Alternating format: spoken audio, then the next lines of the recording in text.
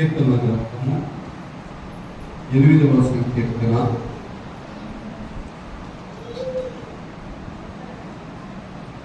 3-4 వచనాలు చదువుకుందాం. 8వ సంకీర్తనలో నుండి 3-4 వచనాలు. నీ చేతి పని అయిన నీ ఆకాశములను, నీవు కలుగు చేసిన చంద్ర నక్షత్రములను నేను చూడగా, నీవు మనుషుని జ్ఞాపకం చేసుకున్నటకు వాడు, నీవు నరపుత్రుని దర్శించుటకు వాడు. ప్రభునందు ప్రియ దేవుని పిల్లలారా, మన ప్రభు అయిన యేసుక్రీస్తు వారి పరిశుద్ధ నామములో మీకు అందరికీ వందనాలు తెలియజేస్తూ ఉన్నాను. మరి వరుసగా 40 దినాలు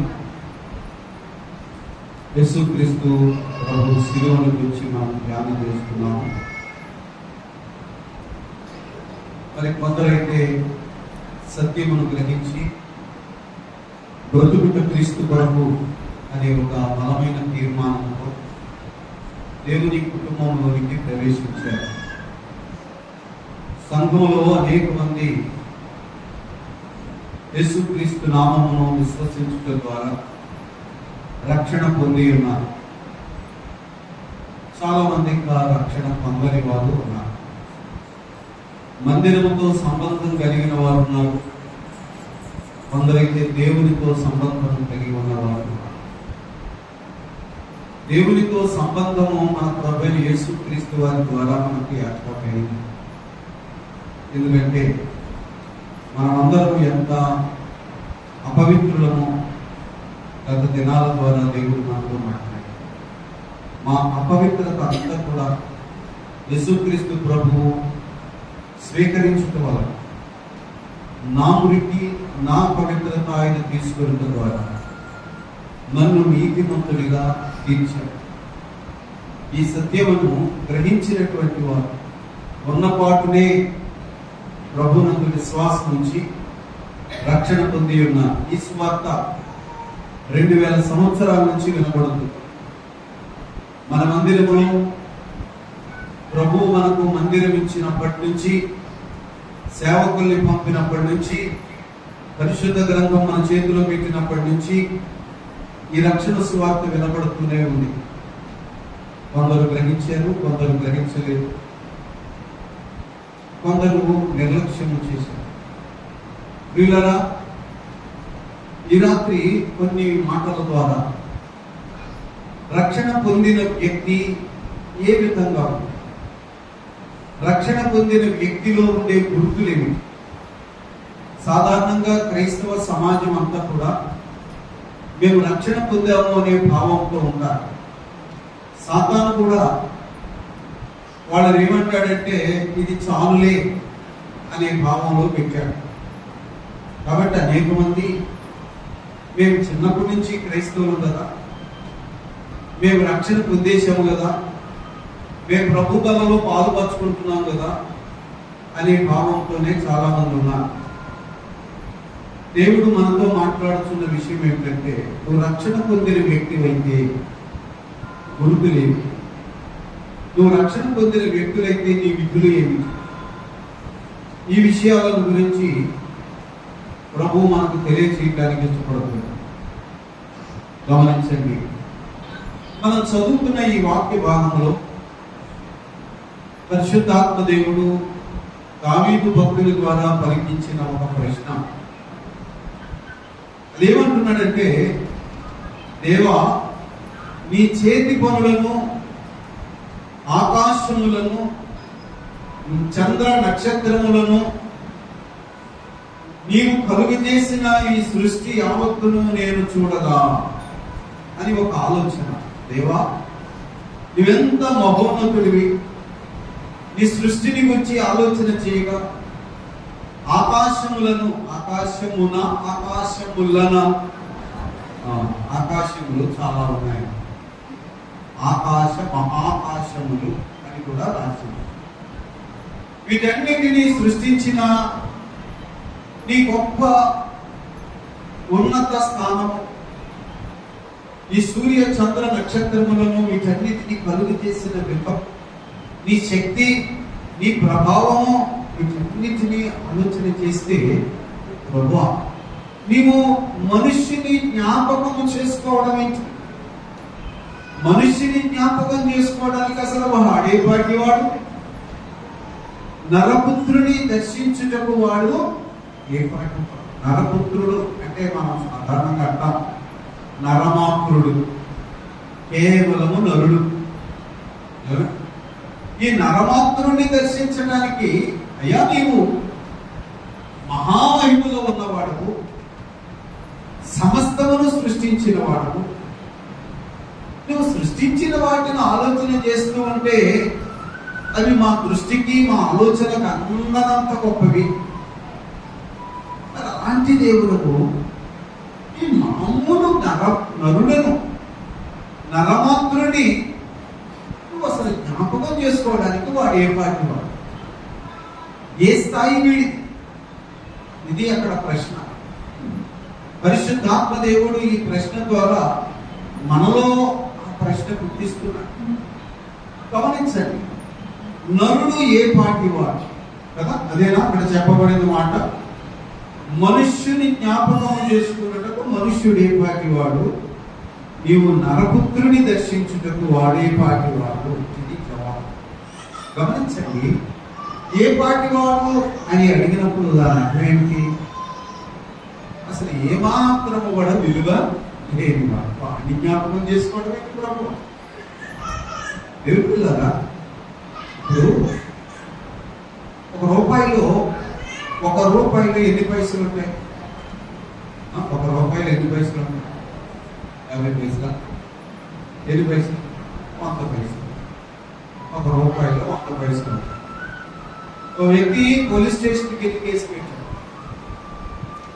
అయ్యా, నా దగ్గర ఉన్నటువంటి 100 పైసల్లో 1 పైసా ఎవరు దుబ్బేశారండి అంట. 1 పైసా ఎవరో దొంగతనం చేశారండి అన్నాడు. కేసు తీసుకుంటారా? చెప్పాలా? ఎంత దొంగల పడింది? 1 పైసా. 1 పైసా. అరే, దొంగతనం చేయబడిందా లేదా? దొంగతనం చేయబడితే పోలీస్ కంప్లైంట్ ఇవ్వాలి కదా. దొంగతనం జరిగింది కనుక ఆ దొంగను పట్టుకోవలసిన బాధ్యత పోలీసు వారిదే కదా. మరి ఇక్కడ 1 పైసా పోవడం నిజమే. ఆ దొంగను పట్టించి ఇవ్వండియా అని చెప్పి అప్లికేషన్ పెట్టుకున్నాడు. అది ధర్మమే, కానీ కేసు తీసుకుంటారా? చెప్పట్లేదు. మీరు ఎన్ని చూడండి తీసుకుంటారు లేదు. 1 పైసా పోయిందని తీసుకుంటారా? ఎందుకు తీసుకోరు? ఎందుకు తీసుకోరండి? ఈ పైసా విలువ లేనిది. విలువైన దానిని పోగొట్టుకుంటే దానిని తెచ్చుకోవడానికి చట్టాలు, కానీ విలువ లేనివి వెతికివ్వడానికి చట్టము. సాయంత్రం పూట వాకిలు తుడిచి ఆ చెత్త అంతా పట్టుకెళ్ళి ఆ మూల ఈ పక్కన ఎక్కడో పెట్టారు. ఎలా చేసేటప్పటికి ఆ తూర్పు అక్కడ ఎత్తి పడేసినటువంటి తుక్కేమీ లేదు. దొంగిలించబడింది. పరిగెత్తుకెళ్ళి కేసు పెడతావా? ఏ, అది విలువ లేనిది. విలువ లేని దానిని ఎవడు తీసుకోడు. విలువ లేనిది ఏదైనా అది దాని గురించి మాట్లాడడానికి కూడా హాస్యాస్పదంగా ఉంటది. అలాంటి విలువ లేని వాడు మానవుని స్థానం ఏమిటి, నరుని స్థానం ఏమిటి అని ఆలోచన చేస్తే, ఇప్పుడు నేను చెప్పానే, కూలికి లాంటి తుక్కు, తుడి చేసిన తుక్కు లాంటి. అర్థమవుతుందంటే ఇలాంటి తుక్కు, ఇలాంటి చెత్త ఇదంతా తీసుకెళ్ళి ఎక్కడ పడేస్తారు? చెప్పండి, ఎక్కడ పడేస్తారు? భద్రంగా దోసుకోవడానికి అది విలువైనది. మరి తీసుకెళ్ళి ఎక్కడ వేస్తారు? అగ్నిలో పడేస్తారు, పెంటలో పడేస్తారు. అవునండి? తీసుకెళ్లి కుక్కంతా ఏం చేస్తారు? తీసుకెళ్లి అగ్గి పెట్టేస్తారు. ఎందుకు అది కాల్ చేస్తున్నామంటే ఇది విలువ లేనిది.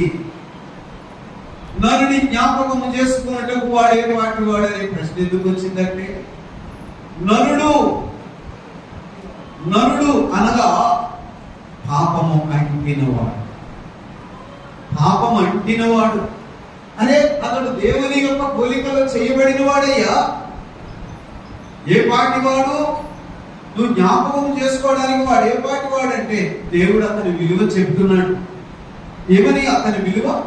ఇతడు ఏ పాటి వాడు అని నువ్వు అంటున్నావే, విలువ లేనివాడు కాబట్టే కదా అగ్నిలో పడవేయబడుతున్నాడు. చెప్పాలి, మానవులందరూ పరలోకానికి చెందినవారా, అగ్నికి చెందినవారా?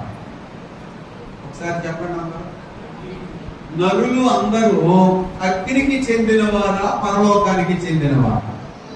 పరలోకులు అంటున్నారు. నీతి మంత్రుడు ఒక్కడునూ లేడు, అందరూ పాపము చేశారు, దేవుడు అనుగ్రహించే మహిమను పొందలేకపోతున్నారు. ఇప్పుడు చెప్పండి, నరుడు పరలోకములో ఉండట కనుక అగ్నిలో పడవేయబడడానికి కొరకురా? ఏకగ్రీవంగా చెప్పండి. ఎందుకు అగ్నిలో పడవేయడం అంటే వాడు విలువలో లేని వాడు. అర్థమైందండి? కుడి చేసి కుప్పలు. ఒకసారి గమనించండి, మాటలోని భావాన్ని మీకు ఆలోచింపజేయాలి. నరుని జ్ఞాపకము చేసుకోవడానికి ప్రభువా వాడు ఏ పాటి వాడు? వాడు విలువ లేనివాడు కదా, వాడు అగ్నిలో పడవేయబడవలసిన వాడు కదా, అని ఉమ్మివేయబడవలసిన వాడు కదా. అలాంటి వాడు నువ్వు జ్ఞాపకం చేసుకున్నావు ప్రభు. అలాంటి వాడిని జ్ఞాపకం చేసుకుని ఈ మహిమ సింహాసనం వదిలిపెట్టి భూమికి వచ్చావు ప్రభు. ఇది ప్రయత్న. ఏదో విలువైనోడురా, అయ్యో విలువైనోడు అని అనడానికి లేదే. వీడు అగ్నికి చెందినవాడు, ఒళ్ళంతా మురికే, లోపలంతా వాసన, కంపు చిచ్చే అనబడినవాడు. జ్ఞాపకం చేసుకున్నావు ప్రభు అంటే దేవుడిచ్చిన జవాబు ఏంటంటే, వాడు దేవుని కంటే కొంచెం తక్కువగా చేయబడిన వాడు. ఎవరు? దేవుని కుమారుడు. ఆదాము దేవుని కుమారుడు. ఆదాము యొక్క స్థితి ఏమిటి తెలుసా? దేవుని కంటే కొంచెము తక్కువ. దేవుని కంటే కొంచెము తక్కువనిగా చేసి ఉన్నావు. మహిమా ప్రభావములతో వానికి కిరీటమును ధరింపజేసి ఉన్నావు. అన్నిటి మీద దేవుని చేతి పనులు, సృష్టి యావత్తు మీద వానికి అధికారము. ఇప్పుడు చెప్పాలి, దేవుడు చేసిన ఆదాము యొక్క పొజిషన్ ఇది. ఆదాము యొక్క స్థితి ఏమిటి అంటే దేవుని కంటే కొంచెము తక్కువట. రెండవది ఏంటి? మహిమా ప్రభావములతో వానికి. ఇప్పుడు ఆదాము చుట్టూ మహిమ ఉన్నది, కిరీటం ఉన్నది. కిరీటం అంటే అధికారం, సమస్తము మీద అధికారం ఉన్నది. మహిమా ప్రభావములను వారికి కిరీటముగా ధరింపజేసి ఉన్నావు. ఏమండి? నీ చేతి పనులు నువ్వు చేసిన ఈ సృష్టి అంతటి మీద వానికి అధికారం ఇచ్చి ఉన్నావు. గొర్రెలన్నింటినీ, ఎడ్లన్నింటినీ, అడవి మృగాలు, ఆకాశ పక్షులు, సముద్ర మత్స్యాలు, సముద్రంలో సంచరించు అన్నింటినీ వాని పాదముల క్రింద నీవు. ఇది మానవుడు. మరి ఇలాంటి మానవుడు అగ్నిలో పడవేయబడిన వ్యక్తి. చెప్పాలి, విలువ కలిగిన మానవుడే కదా, ఇంత శక్తి కలిగిన మానవుడే కదా. అరే అగ్నిగుండం ఎవరి కొరకు చేశాడంటే చెప్పాలి. ఈ పాతాళము ఎవరి కొరకు చేశాడు దేవుడు? మీరు ఆలోచన చేసి చెప్పండి. ఈ ఆరని అగ్ని కలిగిన నరకాగ్ని ఎవరి కొరకు చేశాడు? ఎవరి కొరకు చేశాడు? మీరు అందరికీ గుర్తుండాలని అనుకుంటున్నాను. అపవాదికి వాని దోతలకును సిద్ధపరచబడిన అగ్నిగుండం. గుర్తొచ్చిందా? ఎక్కడున్న మాట? మత్తయి 25:44-45 వచ్చినారు. శపింపబడిన వాళ్ళారా, నన్ను విడిచి అపవాదికి వాని దూతలకును సిద్ధపరిచిన నిత్యాగ్నిలోనికి పోండి. ఇప్పుడు చెప్పండి, ఇప్పుడన్నా చెప్పండి. నిత్యాగ్ని గుండము లేక నరకాగ్ని ఎవరి కొరకు చేయబడింది? అపవాది, వాడి దూతలు మొత్తం మురికెట్టేశారు. ఈ మురికాలన్నీ కూడా తుడిచి తుడిచి తుడిచి తుడిచి తీసుకెళ్లి అగ్నిలో పడవేయబడవలసి ఉండగా అరే అరే ఆడతో పాటు ఆడి ముత్యాలంటే నీళ్ళలో పడేసేస్తున్నావేంటి? అర్థమైందా? అంటే స్త్రీలైనటువంటి వారికి అనుభవం ఉండదు. మీరు ఇంట్లో ఉన్న చెత్త చెదారం అంతా తీసుకెళ్లి తుడిచేసి పట్టుకెళ్ళి అగ్నిలో పడేసేటప్పుడు మీ భర్త గారు అంటారు, అరే ఆ దాన్ని కూడా తుడిచేస్తావేంటి? అది చాలా విలువైన డాక్యుమెంట్ అంటారా లేదా? అంటే విలువైన డాక్యుమెంట్ నీకు తెలియక అయ్యో మురికిలో ఒక చెత్త కాగితమేనేమో, ఈ చెత్తలో ఒక చెత్త కాగితమేమో అనుకుని నువ్వు తుడి చేసి అగ్నిలో వెయ్యకపోతా ఉంటే అదే దాన్ని అందులో వేస్తావేంటిది ఏమనుకున్నావు? ఇది అగ్నిలో పడవేసేటువంటి కాగితమా? ఇది చాలా విలువైనటువంటి పత్రము కదా. అర్థమైందా లేదా? అప్పుడు ఆ పత్రాన్ని ఎక్కడి నుంచి తీస్తాం బయటికి? ఎక్కడ తీస్తాము? ఈ తుక్కులో నుంచి బయటికి తీస్తాం. ఎందుకు? తుక్కు వేరు, ఈ పత్రము వేరు. దీనికి విలువ ఉన్నది, మరి ఇక్కడ ఎందుకు ఉంది? విలువలు కోల్పోయింది. విలువలు కోల్పోయింది కాబట్టి అన్నింటిలో బీరువాలో ఉండవలసింది, భద్రంగా ఉండవలసింది ఈ తుక్కులోకి ఎందుకు వచ్చింది? విలువలు కోల్పోయింది. అర్థమవుతుందా? ఈ అపవాదికిని వాని దూతలకును సిద్ధపరచబడిన ఈ నిత్యాగ్నిలోనికి వీళ్ళెందుకు వెళ్ళిపోతున్నారు? ఉన్నత స్థానంలో ఉండవలసిన వాళ్ళు అక్రమైపోయారు కనుక, క్రికెట్ చేశారు కనుక, అపవాది స్వభావం ధరించుకున్నారు కనుక పనికిమానులు అయిపోయారు. అయ్యో అగ్నిలోకి వెళ్ళడానికి వెళ్ళలేదు అని వాటిని జ్ఞాపకం చేసుకుని తిరిగి వాటిని పరిశుద్ధపరిచి తీసుకొచ్చి మళ్ళీ స్థానం ఇవ్వడానికే దేవుడు దిగి వచ్చాడు. అర్థమైందండి? ఏ పాటి వాడు అయ్యో ప్రభువా ఈ చెత్తలో ఒకడు కదా, ఈ చెత్తలో ఒకడు కదా, ఈ మురికిలో ఒకడు కదా, వాడి కోసం నువ్వు దిగి వచ్చావేంటి నాయన? ఇప్పుడు అర్థమైందా ఎందుకు దిగి వచ్చాడు? ఎంతమందికి అర్థమైంది? అర్థమైందా ఎందుకు దిగి వచ్చాడు? ఎందుకు దిగి వచ్చాడు? అందరితో సమానం కాదు వాడు, అందరితో సమానం కాదు వాడు. దేవుని ప్రభావమును మహిమా కిరీటాన్ని కలిగి ఉన్నటువంటి వాడు. కానీ మోసపోయి అపవాది చేతిలో చిక్కుబడి వీళ్ళందరితో సమానం అయిపోయాడు, అగ్నిలో పడబోతున్నాడు. అని ప్రత్యేకించి దేవుడు ఈ భూమి మీదకి ఎవరి కొరకు దిగి వచ్చాడట చెప్పాలా? ఆడించాము. అర్థమైందా? దేవుని పిల్లల కొరకు కనుక ఆయన దిగి వచ్చి వారిని కడగడానికి, ఆ మురికి పట్టేసిన ఈ ఆణిముత్యాల వంటివి అగ్నిలో పడకుండా ఉండడానికి, వారందరినీ కడగడానికి తన పరిశుద్ధ రక్తమును వెలగా చెల్లించాడు. ఆ రక్తముతో ఆ ప్రతి గింజ లేక ప్రతి ముత్యము మురికి పట్టేసిన వాటిని ఇందులో కడుగుతుంటే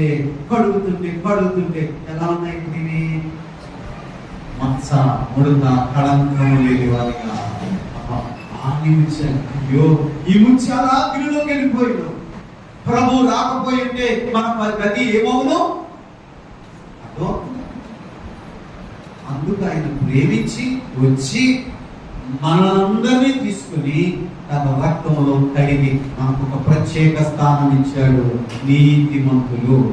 అర్థమైందంటే పదం ఏంటి? దేవుడు ఈ వ్యక్తులకు ఇచ్చినటువంటి స్థాయి ఏంటి? నీతిమంతులు.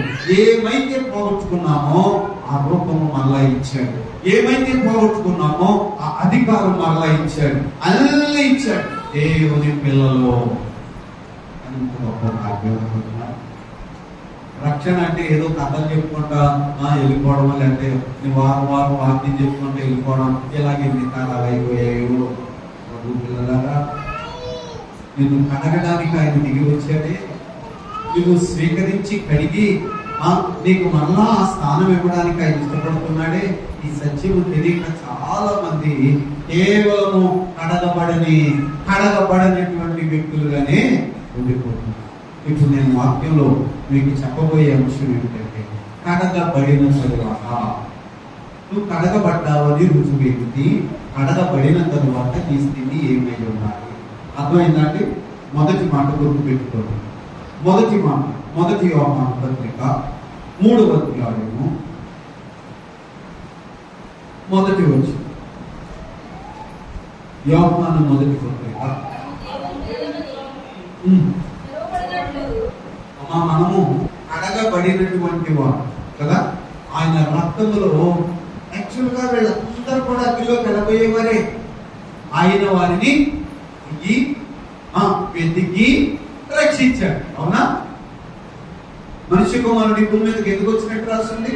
నశించుచున్న వారిని, కొంచెంలో అగ్నిలో వెళ్ళిపోయే వారిని వెతికి రక్షించుటకు మనుష్యుడుగా దేవుని కుమారుడి భూమి మీదకి ఇప్పుడు ఆయన వచ్చి వీళ్ళని కడిగి, ఇప్పుడు వాళ్ళకి ఏ హోదా ఇచ్చాడు చెప్పండి? ఏ హోదా ఇచ్చాడు? దేవుని, చెప్పాలి అందరూ, దేవుని పిల్లలు. ఇక్కడ ఎంతమంది ఉన్నారు? ఇక్కడ ఎంతమంది ఉన్నారు? అది మీ వ్యక్తిగతంగా మీకు దేవునికి. ఇప్పుడు నువ్వు దేవుని బిడ్డగా ఉన్నావో, లేకపోతే ఓన్లీ చర్చితో ఈ మందిరంతో మాత్రమే సంబంధం కలిగి ఉన్నావో ఈ మాటలు బట్టి తేలిపోవాలా, అర్థం అవ్వాలి నీకు. చాలా మంది క్రైస్తవులు క్రైస్తవులు క్రైస్తవులు క్రైస్తవులు బెబ్బెలెత్తిపోతుంది లోకం. క్రైస్తవులు చాలా కొద్ది మంది అయ్యారు. దేవుని పిల్లలు చాలా కొద్ది మంది.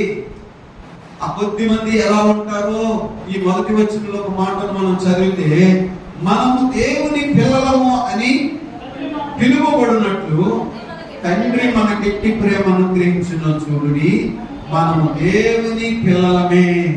ఈ కారణము చేత లోకము మనలను ఎరుగదు, ఎలయనగా అది ఆయనను ఎరుగలేదు. మొదటి మాట గమనించాలి. దేవుని పిల్లలు అయితే లోకము నిన్ను ఎరుగదు అంటే ఏంటి దాని అర్థం? లోకము నిన్ను రిజెక్ట్ చేస్తుంది, లోకము నిన్ను స్వీకరించదు. దేవుని పిల్లలు అనబడిన వారి చుట్టూ ఒక ప్రత్యేకత ఉంది. ఏమిటది? మహిమా ప్రభావం. సాతాను వాడి దూతలు ఆ మహిమ ప్రభావం కలిగిన దేవుని పిల్లలను ముట్టుకోవడానికి భయపడతారు. కారణం ఏంటంటే వారి చుట్టూ ఏమున్నదండి? మహిమ ప్రభావము. అందుచేత లోకము మిమ్మును పట్టించుకోదు. లోకములో చాలా పెద్ద పెద్ద పదవులు, పెద్ద పెద్ద స్థానాలు, పెద్ద పెద్ద ఉద్యోగాలు, పెద్ద పెద్ద ఘనత ఈ లోకములో ఉన్నది లోకస్తులకు. దేవుని పిల్లలకు చెప్పాలా? దేవుని పిల్లలు ఆ లోక సంబంధమైన వ్యవహారాలకు వాళ్ళు సెలెక్ట్ కావాలి, పక్కన పెట్టేస్తారు. అర్థమైందా లేదా? ఒక సూచన. యేసుక్రీస్తు ప్రభువు గురించి ఈ మాట రాయబడి ఉంది కదా, యోహాను సువార్త 14వ అధ్యాయము 14వ అధ్యాయంలో అక్కడ ఒక మాట ఉంటుంది. 16వ వచనం, నేను తండ్రిని వేడుకొందును. యోహాను 14, నేను తండ్రిని వేడుకొందును, మీ యొద్ద ఎల్లప్పుడూ ఉండుటకై ఆయన వేరొక ఆదరణకర్తనగా సత్య స్వరూపియకు ఆత్మను అనగా పరిశుద్ధ ఆత్మను మీకు అనుగ్రహించును. లోకము ఆయనను చూడదు, లోకము ఆయనను ఎరుగదు, లోకము ఆయనను పొందదు. ఎవరున్నారు? దేవుని పిల్లలలో ఎవరు నివసిస్తున్నారట? పరిశుద్ధ ఆత్మ. పరిశుద్ధాత్మ చేత నింపబడిన వ్యక్తి లోకము చేత విసర్జించబడతాడు. లోకము నిన్ను పట్టించుకోదు. నీవు కూడా లోకము నన్ను గౌరవించాలి, నన్ను గణపరచాలి, నా పేరు పెద్దదిగా చెప్పాలి, నా పేరు పిలిచారా లేదా, వీటి కోసం చూడదు. అది లోకస్తులకు కావాలి. ఏమండి? లోకస్తులకి ఏ గొప్ప? నా పేరు కనపడాలి, నా పేరు పెద్ద అక్షరాల్లో ఉండాలి, నా పేరు ఏ సెక్టర్ లో చూసినా ఫ్లెక్సీలు కట్టేది, నా పేరు. ఈ ఆశ ఎవరిది? లోక సంబంధికులు. దేవుని పిల్లల ఆశ ఎలా ఉంటుందంటే, లోకము, ఈ లోక వ్యవస్థ వీటన్నిటి నుండి వేరైపోతారు. కనుక లోకము వారిని ఎరుగదు, వీరు కూడా లోకముతో స్నేహము చేయరు, ఇష్టపడరు. లోకం నిన్ను రిజెక్ట్ చేస్తుంది. నీ అప్లికేషన్ వాడవద్దు, రిజెక్ట్ చేస్తుంది. నువ్వు రక్షణ పొందావా, నువ్వు క్రైస్తవుడుగా దేవుని కుమారుడుగా ఉన్నావా, నువ్వు మా వద్దు. నిలబడాలా లేదా ఇది గమనించాలి. ఎందుకంటే నువ్వు మా వద్దు అంటుంది లోకం. లోకము ఆయనను ఎరుగదు, లోకము నిన్ను ఎరుగదు. నువ్వు ఎప్పుడైతే దేవుని బిడ్డవయ్యావో లోకము నిన్ను పక్కన పెడతాడు. అదేంటి నా పేరు పక్కన పెట్టేశారేంటి, నా పేరు హైలైట్ లో పెట్టలేదేంటి అని చెప్పి లోకస్తుడు తిప్పలు పడతాడు. కానీ దేవుని పిల్లలు సంతోషిస్తారు. ఎందుకంటే నీవేదైనా చేస్తే అది నీ కుడి చెయ్యికి కూడా తెలియకూడదు. అవునా? కుడి చెయ్యి చేస్తే ఎడమ చెయ్యికి కూడా తెలియనంత రహస్యంగా ఉండాలి అని దేవుడు చెప్తే నా పేరు పెద్దదిగా కనపడాలి అని లోకం చెప్తుంది. ఇప్పుడు నువ్వు లోకస్తుడువా, దేవుని బిడ్డవా? ఒక కారణం మీకు అర్థమైందంటే, నువ్వు దేవుని కుమారుడువు, దేవుని కుటుంబానికి చెందిన వాడు అయితే నిన్ను నీ ఫోకస్ చేసుకోవడానికి ఇష్టపడవు. అది మొదటి విషయం. నా పేరు పిలవలేదేంటి, నా పేరు రాయలేదేంటి, మరి నేను అంత చేశాను కదా అని రక్షణ పొందినోడు అన్నాడు. రక్షణ పొందినోడిని హైలైట్ చేయడానికి కూడా లోకము పొందుకోడు. ఈ పాయింట్ మీకు అర్థమైందండి. అందుకే అపోస్తల కార్యాల గ్రంథం 2వ అధ్యాయం 40వ వచనంలో చెప్పబడిన మాట, అనేక విధములైన మాటలతో సాక్ష్యమిచ్చి ఆ మాట చూడండి, మీరు మూర్ఖులకు ఈ తరము వారికి వేరే రక్షణ పొందారు. చూడండి, ఈ మూర్ఖులకు రక్షణ వాడు అన్నాడు. ఎన్ని చెప్పినా వాడు ఏంటో లోకమది. ఈ లోకమునకు వేరై దేవుని పిల్లలలో మొట్టమొదటి లక్షణాన్ని మీకు నేర్పుతున్నాను. దేవుడు తెలియజేశాడు, నువ్వు రక్షణ పొందిన బిడ్డవైతే, నువ్వు పరలోకం కొరకు బతుకుతున్న వ్యక్తివైతే మొట్టమొదట నీ గుణలక్షణము పరీక్ష చేసుకో. లోకము నిన్ను గుర్తించదు, నువ్వు లోకముతో స్నేహం చేయడానికి ఇష్టపడదు. అర్థమైందండి? లోక విధానముల నుండి ఇంతకు ముందు నేను ఎక్కడున్నాను, రక్షణ పొందక ముందు నేను ఎక్కడున్నాను చెప్పాలా? అదే గుణాలతో లోకములో ఉన్నాను.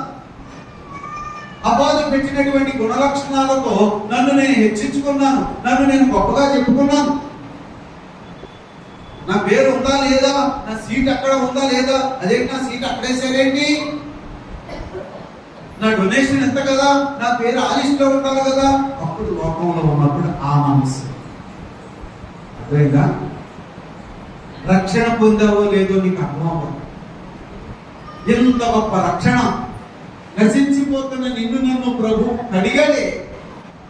ఈ మహిమా ప్రభావములతో నిన్ను అభిషేకించాడే. అన్నిటి మీద నీకు అధికారము ఎంత అనుభవిస్తాం. దేవుని బిడ్డలు అయ్యామని అంటే నేను ఈ అనుభవాన్ని అనుభవించాలంటే వీటి నుంచి మనము దూరము అవ్వాలి. లోకము నుండి వేరై కదా. అర్థమైందా? లోక స్నేహము దేవునికి చెప్పడం వైరము, దేవునికి అసహ్యము లోక స్నేహము. ఇప్పుడు ఆ లోకంలో నుండి దేవుడు నన్ను బయటికి తీసుకొచ్చాక కడగబడిన తరువాత ఆ లోకపు ఉడికంతా కడిగేసి ముత్యాల కింద పెట్టిన తర్వాత మళ్ళీ ఆ లోకంతో స్నేహం చేయటం అనేది అర్థమవుతుందండి. కడగబడిన పంది అది పంది అన్నమాట. అంతే కదండి. ఎన్నిసార్లు సర్పెంట్ కడిగినా అది ఎక్కడికి వెళ్ళిపోతుంది. అందుకే పందులు పర్వతంలో ఉండవు, పర్వతంలో ఉండవు. గమనించాలి. నువ్వు రక్షణ పొందిన వ్యక్తివో కాదో నీకు అర్థం. రక్షణ పొందిన వ్యక్తివైతే లోకం నుండి నేను రక్షణ పొందానండి కానీ మరి తప్పట్లేదంటే నువ్వు మళ్ళీ మురికిలోకి వెళ్ళి నీకు నీవే బలహీనుడు అయిపోతున్నావు. ఎంత బలమైన అభిషేకాన్ని పోగొట్టుకోవాలి. అదే నీతిమంతుడు మొరపెట్టగా ఎగువ తన చెవి యొక్కి ఆలకించదు. మరి మురికోడు మొరపెట్టగా చెప్పాలి. ఈ ప్రార్థన గాల్లోకి వెళ్ళింది కానీ దేవుడి దగ్గరికి వెళ్ళలేదు. మురికి ప్రభావం అది, పరిశుద్ధత ప్రభావం ఇది. నీ ప్రార్థన, నీతిమంతుని ప్రార్థన బాబు. ఎవరు నీతిమంతుడు అంటే ఎవరండి? పాపం లేనాడు, కడగబడినాడు. ఎంత గొప్ప ఆధిక్యత! తండ్రి ఏమి నా కుమారుడా అంటాడా? అంటాడా లేదా? ఎవరి ప్రార్థనకి? కడగబడినోడు ప్రార్థన. కడగబడడానికి ఇక్కడే ఉండి గుడితో సంబంధం ఉండి ఓ పెద్ద భక్తి అంటున్నవాడు గొర్రెలను బాలెట్టిన తండ్రికి వినపడేది అది గాల్లో గెలుచుకోవాలి. నీతిమంతుల ప్రార్థనకి భక్తిహీనుల ప్రార్థనకి అంత తేడా ఉంది. గమనించాలి. నువ్వు నీతివంతులుగా చేస్తే మళ్ళీ ఆ బలహీనమైన స్థితిలోకి వెళ్ళడము నిన్ను నీవే చంపుకోవడం, కూర్చున్న కొమ్మను నీవే నరుక్కోవడం, అజ్ఞానము, బుద్ధిహీనత, లోక స్నేహం కదా. ప్రభు చెప్పాడు కదా, యాకోబు పత్రికలో మాట ఉంటుందా? ఈసారి చూడండి ఆ మాట. యాకోబు రాసిన పత్రిక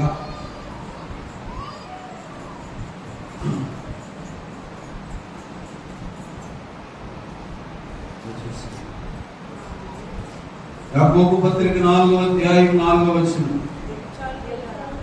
వ్యభిచారిణులారా, ఈ లోక స్నేహము దేవునితో మళ్ళీ వైరము. అంటే ఇది వైరి పక్షము, శత్రువు కదా, శత్రువు గుంపు.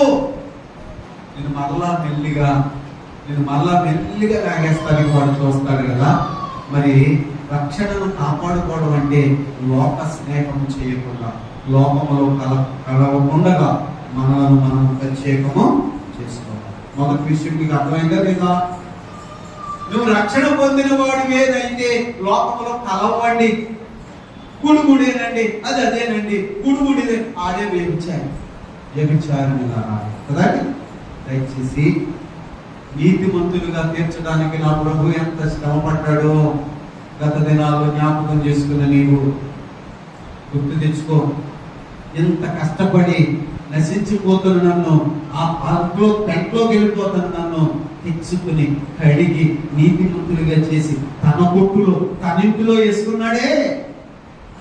అలా ఎలా వెళ్ళిపోవాలనిపిస్తుంది? ఎన్నెన్నో స్కీములు ఉంటాయి, ఎన్నెన్నో ఉంటాయి. సాతానుగాడి గోళ్ళు ఉజ్జులేస్తాడు నీ బంధువుల ద్వారా, నీ రక్తసంబంధుల ద్వారా, రక్షణ లేని ఈ గుంపు ద్వారా. పోగొట్టుకోవద్దు. కొద్దిగా నా రక్షణను నిలబెట్టుకో, నిన్ను నీవు ప్రత్యేకపరచుకో, దేవుని కనపరచు. రెండవ విషయాన్ని నేను జ్ఞాపకం చేస్తున్నాను. ఇందాక చదువుతున్న ఫిలిప్పీయులకు రాసిన పత్రిక, ఫిలిప్పీ పత్రిక 3వ అధ్యాయంలో పౌలు చెబుతున్న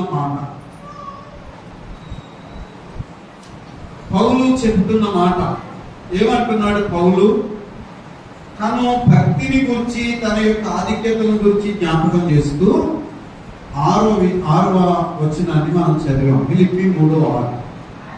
ఆసక్తి విషయము సంఘమును హింసించువాడనై ధర్మశాస్త్రము వలన నీతి విషయము అనింద్యుడనై ఉంటివి. ఎంత భక్తిగా ఉన్నాను!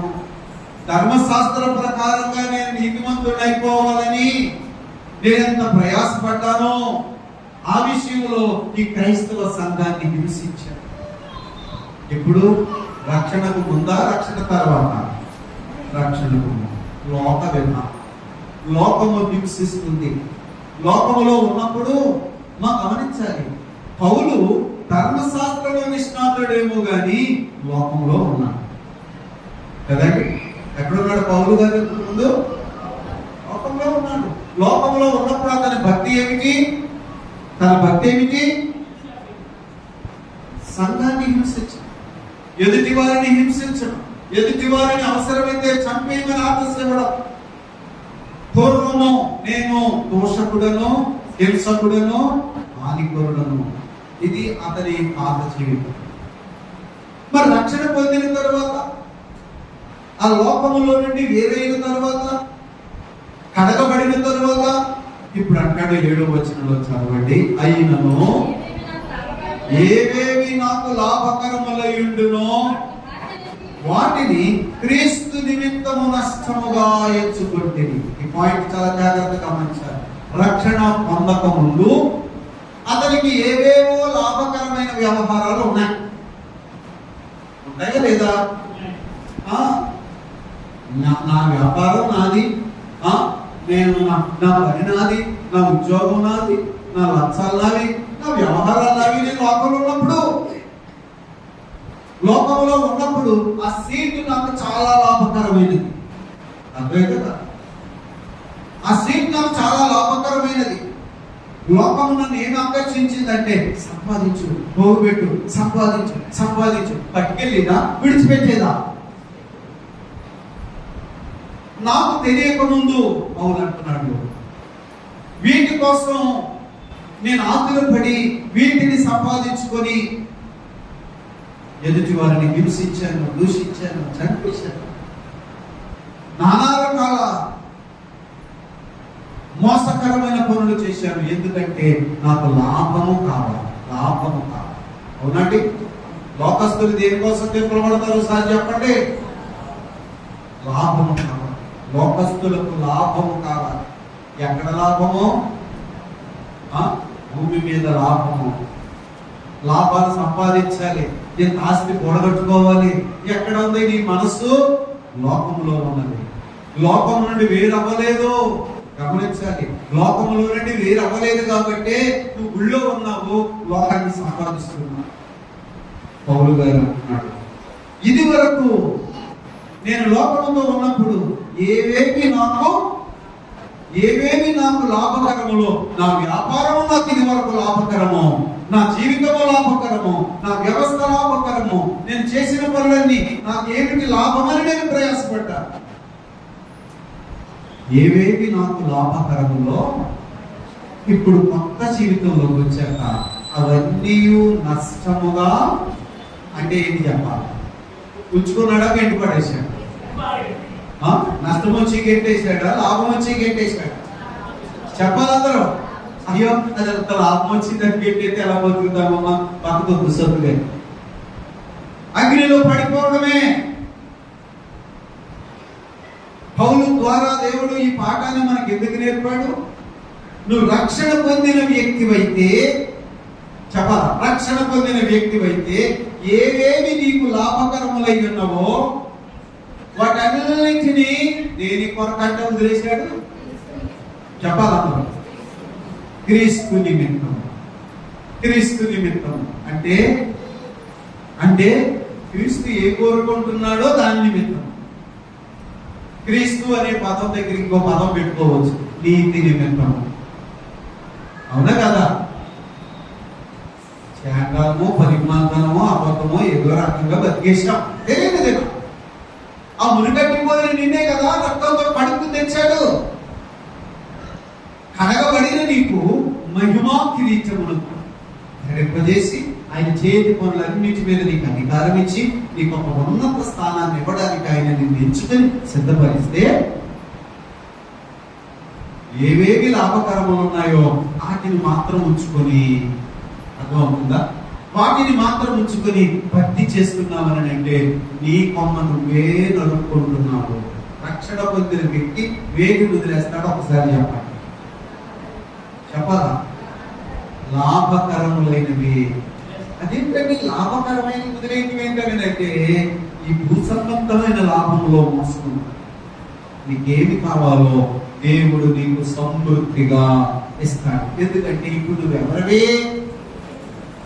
చెప్పాలి? కడగబడ్డాక నువ్వెవరివే? నీకు ఏ స్థాయి ఇచ్చాడైనా? దేవుని పిల్లలకు.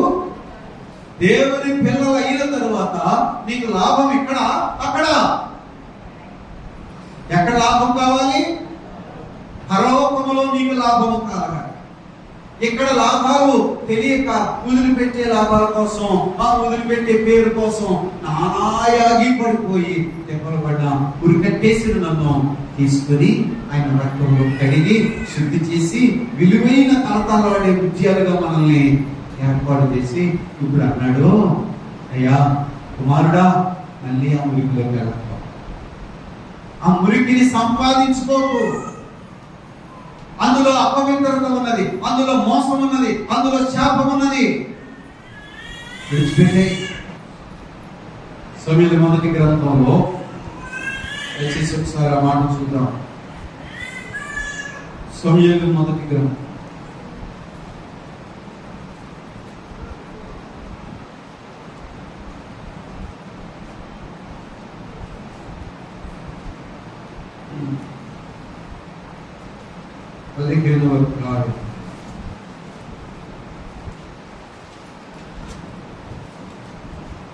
15వ అధ్యాయం 2వ వచనం నుంచి చదివితే,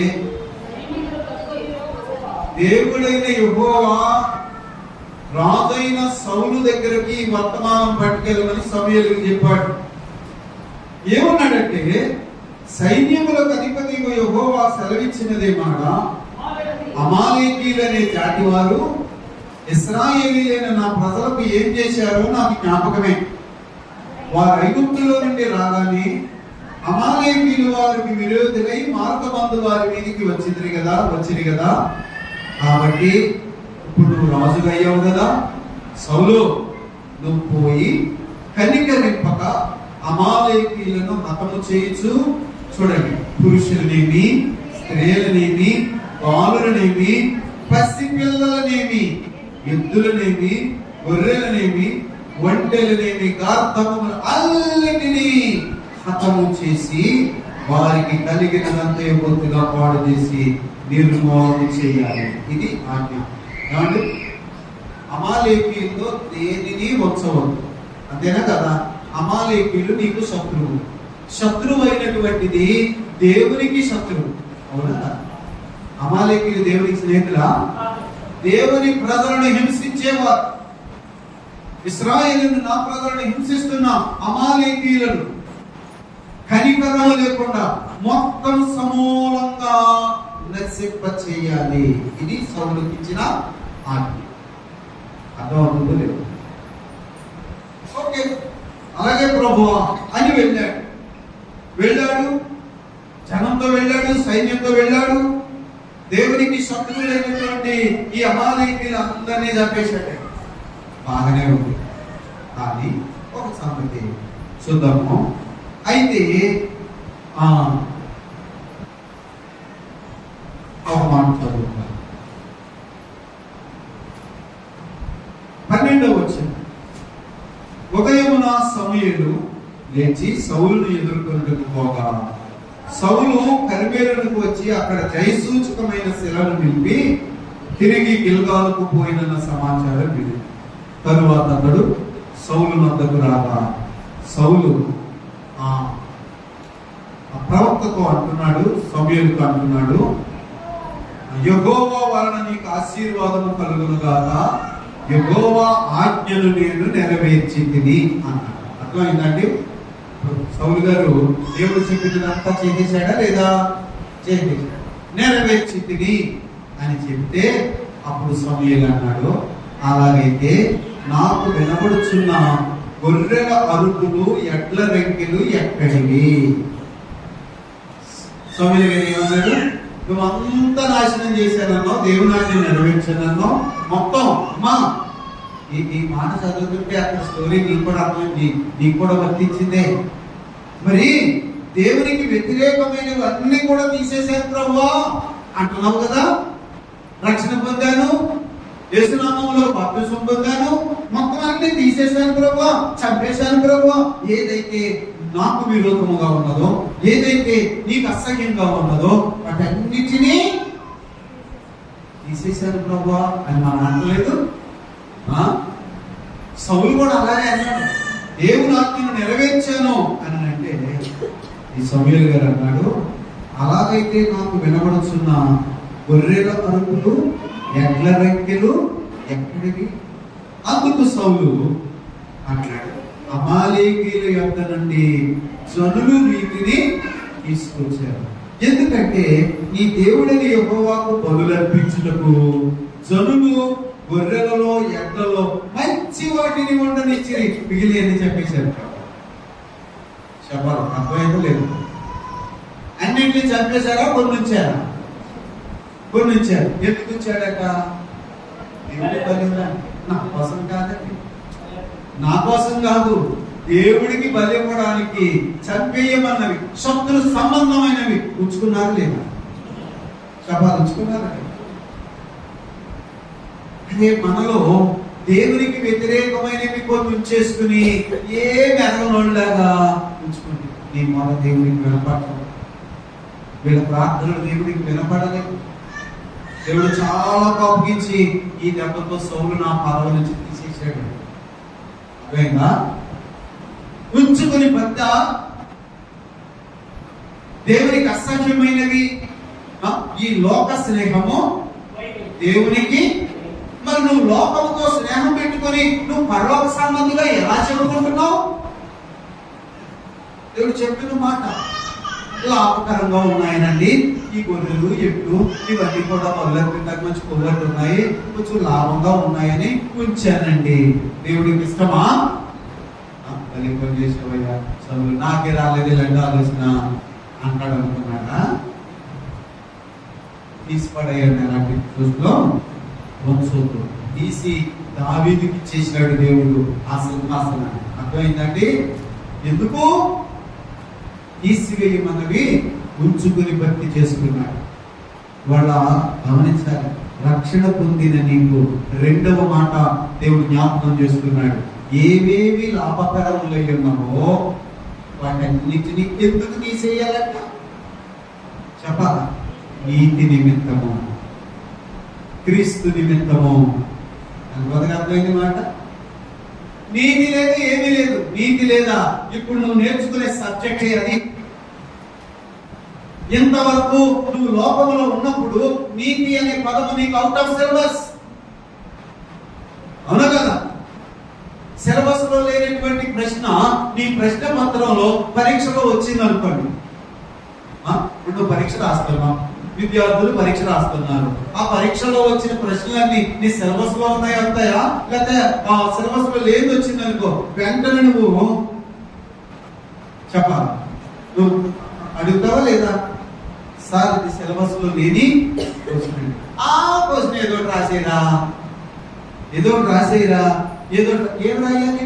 అవుట్ ఆఫ్ సిలబస్ రాయాలి. అంతేనా? రాయగలరా?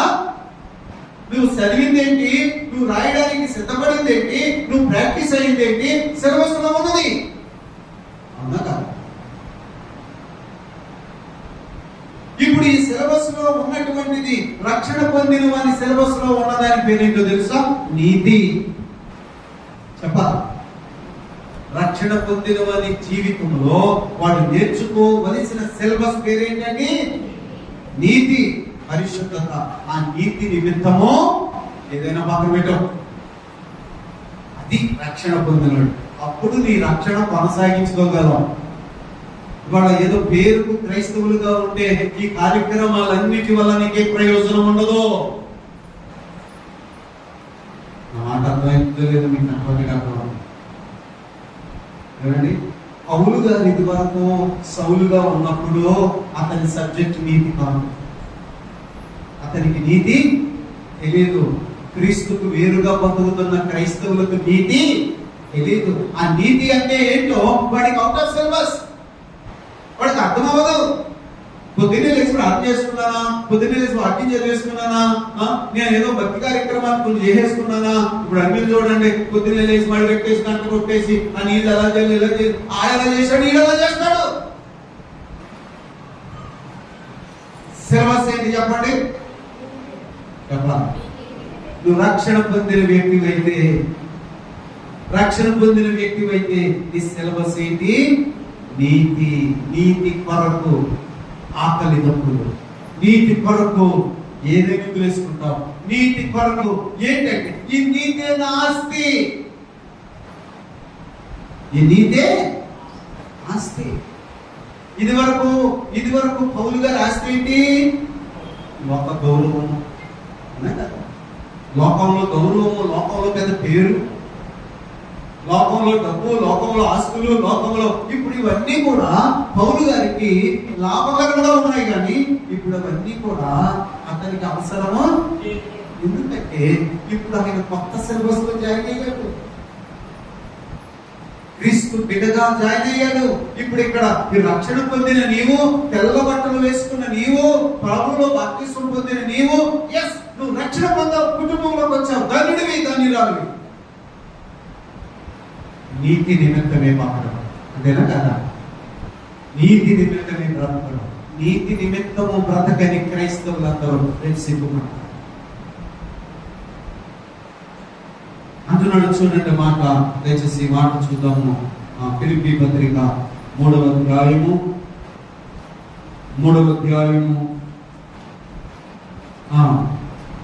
వచనం చదువుతున్నాను. అయినను ఏవేవి నాకు లాభకరములై ఉండెనో వాటిని క్రీస్తు నిమిత్తము, ఈ పదం గుర్తుపెట్టుకోండి.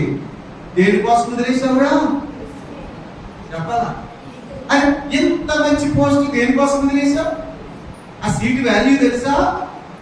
రోజుకి ఎంత లేదనుకున్నా 50,000 లాభకరమైన సీట్లో బాబు. ఆ సీటు కోసం ఎంతమంది తిప్పలు పడతారో. దేవుడు నీకు ఈ సీట్ వస్తే వదిలేసుకున్నావేంటి?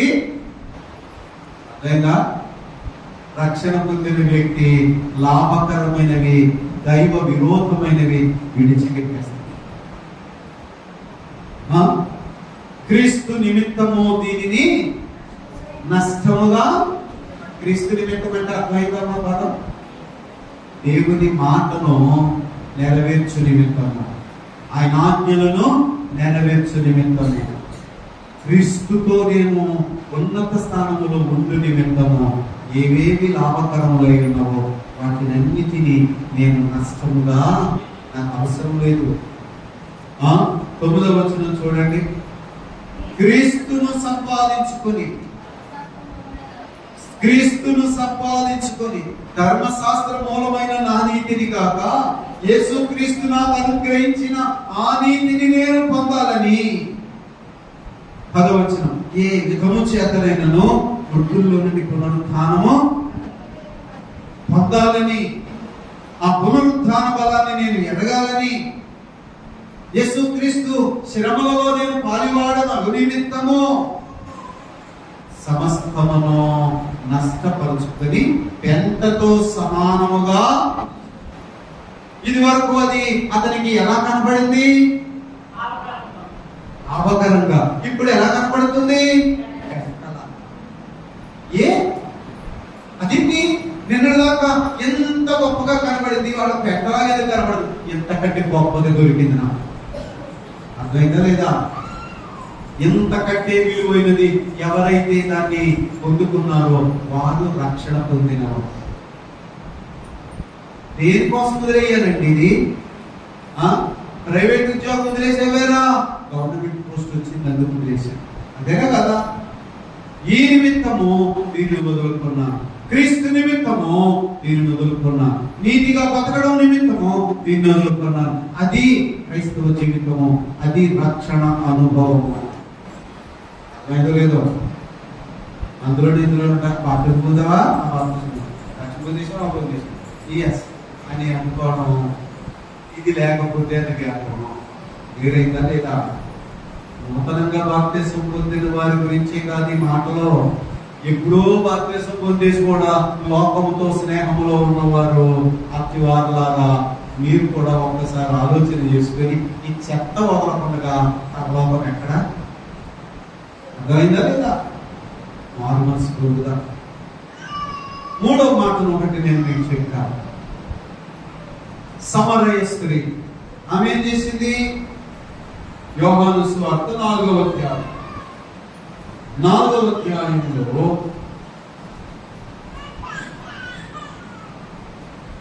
ఈ సమరయ స్త్రీ వెళ్ళి ఏమని చెప్తుందండి? వెళ్ళి ఏమని చెప్తుంది? యోహాను 4వ అధ్యాయము 28, 29 వచ్చిన. ఆ స్త్రీ తన కుండను విడిచిపెట్టి అనే పదాన్ని గుర్తుపెట్టుకోండి. విడిచిపెట్టి ఏం చేసింది? ఊర్లోనికి వెళ్ళి మీరు వచ్చి నేను చేసినన్ని నాతో చెప్పిన మనిషిని చూడండి, ఈయన క్రీస్తు కాడా? ఒకసారి గమనించండి. రక్షణ పొందక ముందు ఆమె సరే ఎంతమందితో సంసారం చేసిందో ఏమో ఊరందరికీ తెలుసు. చాలా రహస్యంగా మెయింటైన్ చేస్తున్నాను. కానీ ఇప్పుడు ఆమె నేను చేసినవన్నీ ఒప్పుకుంటుందా లేదా? చెప్పాలి, అర్థమైందా లేదా? నేను చేసినవన్నీ, నేనెంత దుర్మార్గురాలనో, నేనెంత దుర్మార్గుడనో, నేనెంత పనికిమాలిన వాడనో, పైకి భక్తిపరుడుగా కనబడుతూ నేనెంత పనికిమాలిన జీవితాన్ని జీవించానో అవన్నీ నాకు చెప్పినా నా ప్రభు దగ్గరకు రండి అని వెళ్ళాలని సాక్ష్యం చెప్పిందా లేదా? విడిచిపెట్టి అనే పదం అందుకే రాశాడు. విడిచిపెట్టకుండా చెబితే అని చెప్పలేవు, రాసేసుకుంటా లేదా? నీ రహస్యాలను విడిచిపెట్టకుండా ఉండి నువ్వు చెప్పలేవు. రక్షణ పొందిన వ్యక్తి నువ్వేమేమి పనికి మాలిన పనులు చేశావో, నువ్వు ఎన్నిసార్లు తాగి పడిపోయావో, ఎన్నిసార్లు నువ్వు అల్లరి చేశావో, ఎంత మంది మీద నువ్వు దోషుల మాటలు మాట్లాడావో, నీ వ్యక్తిగత జీవితమో ఇదంతా కూడా ఏ ఊర్లో చూశారో ఆ ఊర్లోనే, ఏ ఊరెళ్ళి వేరే ఊరెళ్ళి చెప్పింది ఆమె చెప్పాలి, సాక్ష్యం చెప్పింది. ఆయన నా పాపములన్నీ చెప్పాడు. స్థితిని నేను విడిచిపెట్టి మీ దగ్గరకు వచ్చాను. ఆమె వెళ్ళి సాక్ష్యం చెప్పింది. 30వ వచనం, ఆ సాక్ష్యం విన్న వారు ఊరిలో నుండి బయలుదేరి ఆయనకు వస్తున్నారు. అర్థమైందా లేదా? ఆ ఊరిని కనిపిందా? నా మాట మీరు ఒకసారి ఆలోచించాలి. రక్షణ పొందిన నీవు 3వ మాట చెప్పారు. మొదటి మాట ఏంటి? నీవు లోక స్నేహము నుండి టోటల్ గా సెపరేట్ చేసుకుంటావు. లోకము నిన్ను రిజెక్ట్ చేసిందని నువ్వు బాధపడవు. ప్రభువా నీకు వందనాలు, నన్ను నీ బిడ్డగా మరొక్కసారి నాకు చూపించావు. అర్థమైందా లేదా? రెండవ విషయం చూస్తే ఏవేవి లాభకరములై ఉన్నాయో నా పాత జీవితంలో ఇప్పుడు నూతన పరచబడ్డాక ఇవన్నీ కూడా నీతిగా బ్రతకడం కొరకు, నీతి నిమిత్తము నష్టముగా ఎంచుకున్నాకే నీతి నిమిత్తం ఆకలితో బ్రతక. అర్థమైందండి? నీతి నిమిత్తము ఆకలి దప్పులు గలవారు ధన్యులు. అవే నీతి లేదు, ఏమీ లేదండి, అడబడితే అలాగా ఆకలి దప్పులు అడగ ఇల్లేదు, శుభ్రంగా బతికేద్దాం. కానీ దేవానికి వందనాలు మోసం చేసుకుంటాం. దయచేసి దేవుడు చెప్పిన ఈ మాటలు గ్రహించి విడిచిపెట్టి ఏ ఊర్లో అయితే మనము అపవాది మనుషులుగా కనపడ్డామో ఆ ఊర్లోనే సాక్షులుగా కనపడ్డాం. అది అర్థమైందా లేదా? ఇంట్లో కలుపు వేసుకుని ప్రార్థన చేయడం మంచిదే అని బహిరంగ సాక్ష్యం ఎక్కడ? యేసు ప్రభు నమ్మానని మందిరంలో నువ్వు బాప్తిసం పొందావు, మంచిదే. నేను క్రీస్తును ధరించుకుని ఉన్నానని నీ జీవితాన్ని లోకానికి చూపింది ఎక్కడ? అవునా కదా? సాక్ష్యము ప్రకటించుట. ఈమె చెప్పిన మాటను బట్టి ప్రభు దగ్గరకు వచ్చినటువంటి వాడు అందరూ ఏమన్నారు తెలుసా? 38వ వచనం, నేను చేసినవని నాతో చెప్పినని సాక్ష్యం ఇచ్చిన స్త్రీ యొక్క మాటను బట్టి ఆ ఊరిలోని సమరయులు అనేకులు ఆయన యందు చెప్పాలి మాట. అంటే ఎవరికైనా నిద్ర వస్తుందినా? వినండి. ఆమె చెప్పిన మాటను బట్టి ఆ ఊరిలోని వారందరూ విశ్వాసం ఉంచారు. అర్థమైందా? మీరు గమనించాలి, నేను రక్షణ పొంది చాలా కాలం అయిందనే కదా నువ్వు రక్షణ పొంది ప్రభు వల్ల పాల్పంచుకుంటున్నావు. ప్రభు వల్ల పాల్పంచుకుంటున్నావు అంటే నీ దాని అర్థం ఏంటి? అన్నిటిగా ఉన్నావన్నా? రక్షణ పొందావన్నా? రక్షణ పొందావు. రక్షణ పొందినటువంటి నీ బాధ్యత ఏంటి? ఎంతమందికి నువ్వు పొందిన నీ రక్షణ అనుభవము, నిన్ను రక్షణలోనికి నడిపించిన ప్రభు పొందిన శిలువ మరణము, అసలు ఆయనను గురించి నువ్వు ఎవరితో మాట్లాడావు చెప్పాలి, అర్థం చేసుకోవాలి. మా రక్షణ పొందాను అని చెప్పేసుకుని గదిలో కూర్చుందామే, తప్పులు గదిలో చేసిందా? బహిరంగంగా ఎంతో సమాజంలో బహిరంగంగా తప్పులు చేసి లోకమంతా కూడా ఒక తప్పుడుది అని చూపించినటువంటి ఆ వ్యక్తి, అదే వ్యక్తి లోపల ఉండలేదండి. బయటికి వెళ్ళి ప్రభువుకు సాక్షిగా ఆమె జీవించింది. సాక్ష్యం ఇస్తే అది సాక్ష్యం. అర్థమైందా? ఒక సాక్ష్యం చెప్పండి అంటారు ఆయా మందిరాలు. అప్పుడు వచ్చి సాక్ష్యాలు చెప్తారు. ఇంకా చూడండి ఎన్ని కథలలో వస్తారు. సాక్ష్యము ఇలాగే తెలియండి ఇక్కడే పడ్డదండి పాపంగా అవి పంపించుకుంటే నేను పేదట్టుకున్నాను. దేవుడే అంత గొప్ప దేవుడు. గొప్ప దేవుడు దానికోసం కాదమ్మా, నీకు దీనికోసం అనుకుంటున్నావు. దేవుని కొరకు నువ్వు సాక్ష్యం చెప్పాల్సింది ఏంటో తెలుసా? నా ప్రభువు నన్ను రక్షించాడు, ఇదిగో రక్షణ జీవితం. అవునా కదా? రక్షణ జీవితము నువ్వు చూపించకపోతే నీ రక్షణ అపవాది తేలిగ్గా ఎత్తుకుపోతాడు. ఏంటండి? రక్షణ తేలికగా. అందుకే కదా వారం వారము ప్రభు బలలో పాల్గొంచుకోవాలి అని ప్రభు చెప్పింది. ఆదివారము రొట్టె విరుచుట అని ప్రభు ఎందుకు చెప్పారంటే, ఈ ఆదివారము నువ్వు సిలువను జ్ఞాపకం చేసుకున్నావు. ఈ ఆదివారము ఇదిగో ప్రభు యొక్క శరీరము ద్వారా, ఆయన రక్తము ద్వారా నన్ను శుద్ధి చేశాడు జ్ఞాపకం చేసుకుని ఆనందంతో ప్రభు స్తుతించావు. మళ్ళా వారం వచ్చినప్పుడు అప్పుడు ఆ జ్ఞాపకం చలగిలిపోయి నువ్వు ఏదైనా పాపంలో పడతావేమో, పడకుండా ఉండడానికి మళ్ళీ ఆదివారం అయితే కొన్ని కారణాలు బట్టి ఇది నెల, 2 నెలలు, 3 నెలలు అయితే అడిలో నేను ఎత్తుకుపోయాడు. కాబట్టి గమనించాలి దేవుని పిల్లరా, నువ్వు సాక్ష్యం చెప్పు. నువ్వు రక్షణ పొందిన అనుభవానికి రుజువు ఏమిటంటే నీ కొరకు వర్తను ప్రభు గురించే మాట్లాడు, నీ రక్షణ గురించే మాట్లాడతావు, నువ్వు రక్షించబడిన అనుభవాన్ని గురించి మాట్లాడతావు, అనేక మందిని ప్రభు దగ్గరికి తీసుకొస్తావు. అది ప్రారంభం అవుతుంది నీ జీవితంలో. అది రుజువు. అప్పుడు నువ్వు ఆత్మలో వెలిగనుకోవాలి. అర్థమైందా? సమయాన్ని బట్టి నేను 3 విషయాలే చెప్పాను. ఇంకా కొన్ని విషయాలు ఉన్నాయి ప్రభు చిత్తాన్ని బట్టి తర్వాత మాట్లాడాలి. ఈ 3 అది ఇంకో 10 ఉన్నాయి కదా, 10 చెప్పేది అనుకోండి, మీకు టైం అవుతుంది. మొదటి 2 మర్చిపోతాను. ఈ 3 గుర్తుపెట్టుకో. అర్థమైందా? ఈ 3 విషయాలు నువ్వు అభ్యాసం చేస్తే నీ రక్షణ కాపాడుతున్నావు. రక్షణ చాలా గొప్పదండి, చాలా గొప్పది. రక్షణ చాలా గొప్పది. ఇక్కడ ఈ భూమి, ఈ భూలోకంలో ఉన్న వైభవము రక్షింపబడిన వారి కాలిగోటి కూడా సరిపోదు. మహిమలోకము, ఉన్నత స్థానం. కాబట్టి ఆ ఉన్నత భాగ్యాన్ని దేవుడు మనకి ఇవ్వబోతున్నాడు. ఆ పొందాలనే రక్షించుకున్నాడు, మాణిముత్యాలుగా సిద్ధం చేసుకున్నాడు. దేవుడు మురికి అనకుండగా, తిరిగి మళ్ళీ ఆ లోకంలో పడకుండగా నిన్ను సెపరేట్ చేసుకో. ఈ చెత్త ఏదైతే నీకు ఆటంకంగా ఉందో పక్కన పడే క్రీస్తుని సంపాదించుకో. పరలోకంలో ఆస్తి సంపాదించుకో, పరిశుద్ధత సంపాదించుకో, నీతి సంపాదించుకో. అదే మన ఆస్తి, అదే మన ఆస్తి.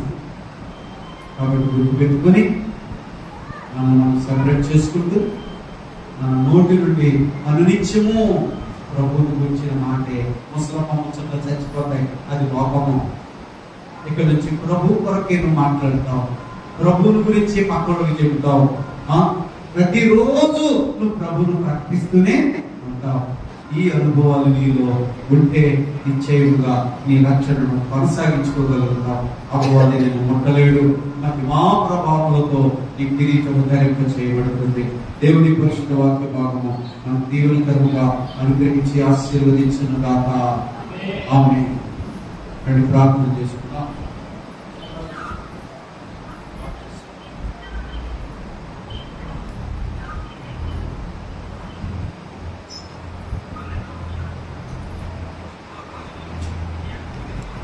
దయచేసి కూర్చోండి.